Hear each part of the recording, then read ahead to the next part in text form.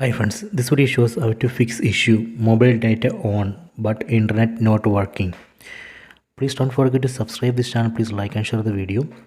Go to settings, tap on the settings app icon. Go down, set general management. Go down, tap on reset. Then tap on reset mobile network settings.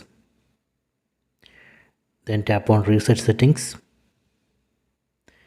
Then tap on reset. Done. Network settings reset. After this, go back.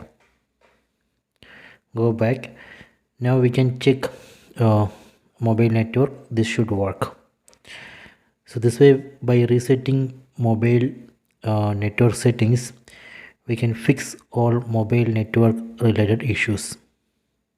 So please check it.